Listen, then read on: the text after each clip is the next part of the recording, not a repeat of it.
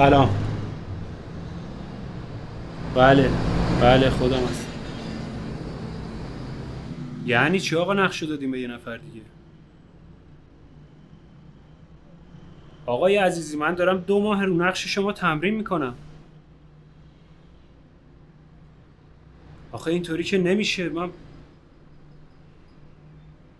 آقا من کله تخمیمو به خاطر نقش شما تراشیدم. میفهمی؟ پول خسارت چی رو بدیم؟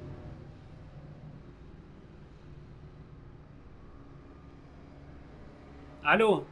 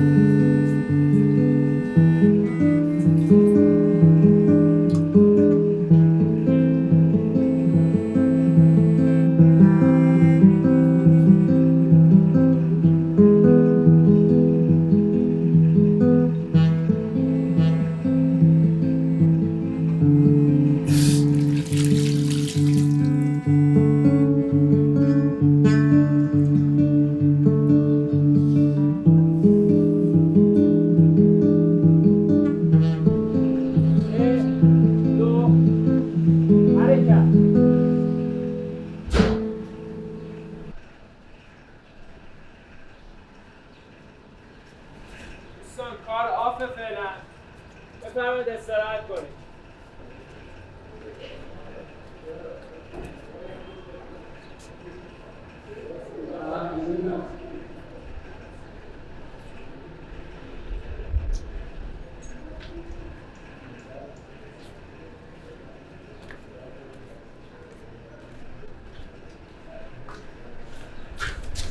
اینا کیه اینجا؟ من چه میدونم، از آقا امید بپرس دوباره گند زده. یعنی چی بابا؟ امید؟ بله. امید اینجا چه خبره؟ هیچی بابا، خبری نیست. گفتن یه روز میان 3-4 ساعت فیلم برداری میکنم میرم. بگو برم بیرون، الان اینجا رو سرمون خراب میکنن. نمیشه بابا، قرارداد بستم. کو قرارداد؟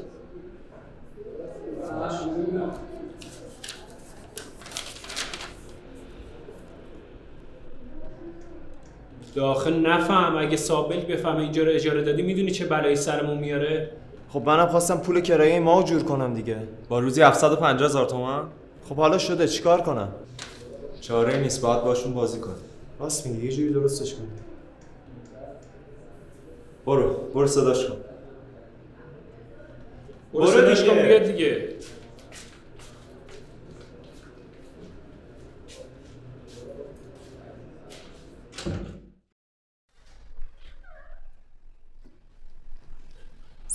سلام. من تاجیکم، مدیر تولید پروژه. خوشبختم خانم تاجیک. مرسی. بهتون گفتن برای چی باید بیاین اینجا؟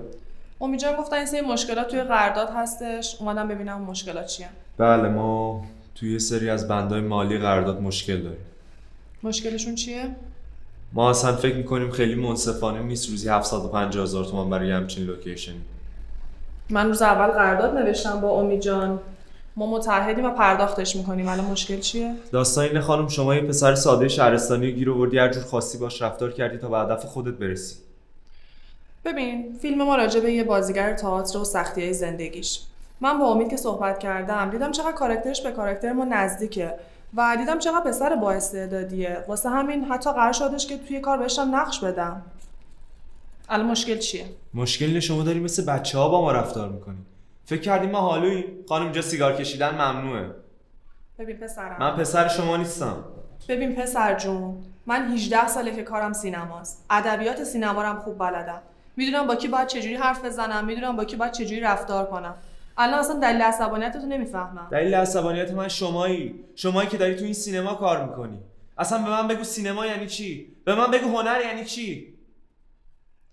تو بس که نمیدونی داری با کی حرف میزنی. اتفاقا دقیقاً میدونم دارم با کی حرف میزنم. شما همونی هستی که منو همسال منو بدبخت کردی. شما همونی هستی که فکر میکنی سینما ارث پدرته، هر کی دوست داشته باشی راه میدی توش. هر کی هم بخواد بیاد تو سینما باید از شما اجازه بگیره یا بهتون باج بده.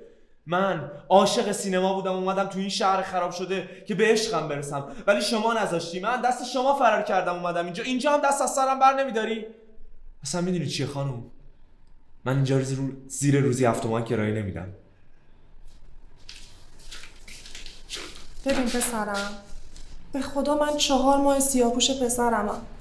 اونم مثل شما سرطان داشت. ببین به خدا اگه این کار سریال بود یا فیلم سینمایی بود راه داشت من براتون پول بگیرم، اما این یه کار رفاقتی کوتاهه. باش.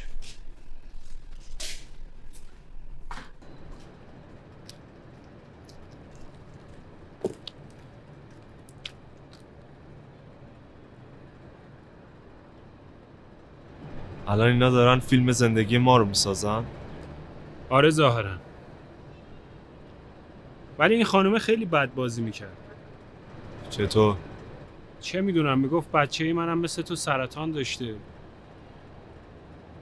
بعد یه دفعه میپرید سر قیمت قرارداد، بعد خواهش میکرد یکم نمیفهمش. آره بد بازی میکرد. بیا بریم پایین، کلم داره مغز پخ میشه. بریم پایین درستش میکنیم. چاره‌ای نداریم عرفان، دست ما نیست. آقا با 750 نمیشه. قرارداد نوشتن، نهایتاً بتونیم روزی 2500 ازشون بگیریم. کجا؟ رسیدش چقدر شد؟ 400 تومن. مگه روغن باسن یوز ایرانی گرفتی 400,000 تومان؟ گرون شده گلم.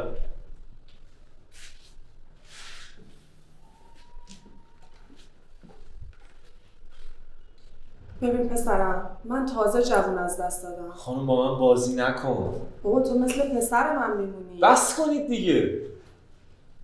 سلام مامان. سلام. معلوم است صبح تا تو کجایی؟ مگه شما الان نباید سر صحنت باشی؟ آخه فیلم برداری رو که تعطیل کردین، تکلیف ما چیه این وسط؟ تکلیفمون اینه که فعلا ببینیم آقا میخواد با همون چیکار کنه. ببین دوست من. آقا من دوست شما نیستم. قربونت برم، اسم شما رو من عرفان. ببین عرفان جون، من دارم این فیلمو میسازم بفرستم جشنواره ونیز. یه جورایی این فیلم اروتیکه. اصلا میدونی داستانش چیه؟ داستان یه دختر تئاتریه که متوجه میشه به همجنسای خودش گرایش داره. این فیلم حتما تو جشنواره خارجی جایزه میگیره. خب من باید چیکار کنم؟ ما برای تولید این فیلم یه فیلمنامه دیگه ای رو ارائه دادیم. 1000 تا گیر و گور رو رد کردیم تا بتونیم این فیلمو به اینجا برسونیم. الان با این وضعیتی که شما درست کردی، من اصلا نمیتونم این فیلمو بفرستم جشنواره خارجی. آقا اصلا همه جایزه‌ها برسه به فیلم شما. ببین پسرم، ما اومدیم اینجا کنار هم یه کار رفاقتی کوتاه بسازیم. خانم چقدر میگیری ما رو خرفرض کنی؟ خرچیه پسرم، دور از جون. داری خرفرض میکنی دیگه. میخوای بهت بگم اون سینمابیلی که دم در پارک روزی چقدر کرایشه؟ کار رفاقتی شما آرزوی ماست. کار رفاقتی اینه با یه دوربین و یه بوم و یه گریم ساده بیای جلو دوربین، نه اینکه بعد آفیش بشینی کباب بخوری. اصلا میدونی چیه خانم؟ شما داری از مرگ پسرت سوء استفاده میکنی که اینجا رو از من ارزون‌تر بگیری.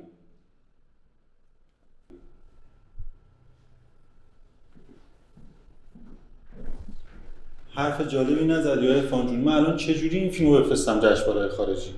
بابا تو چی میگی؟ برو بابا.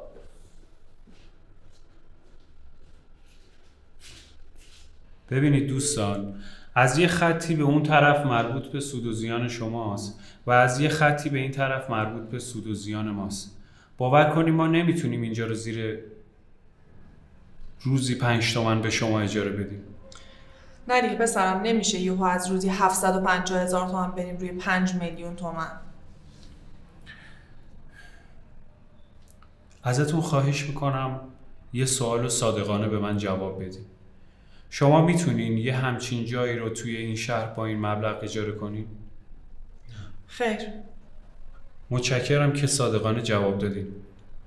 باور کنین خانم تاجیک، ما هم یه چند تا جوونیم که به 1000 امید از خانواده‌مون جدا شدیم و اومدیم یه همچین جایی به خاطر اینکه توی آینده یه کاری واسه خودمون دست و پا کنیم، یه افتخاری برای خانواده‌مون بشیم. خانم تاجیک، شما خودتون جوون از دست دادین. میدونین توی این شرایط بد جامعه هزینه دوا درمون من چقدر میشه؟ من باشه من اینجا می نویسم روزی 2 میلیون تومان.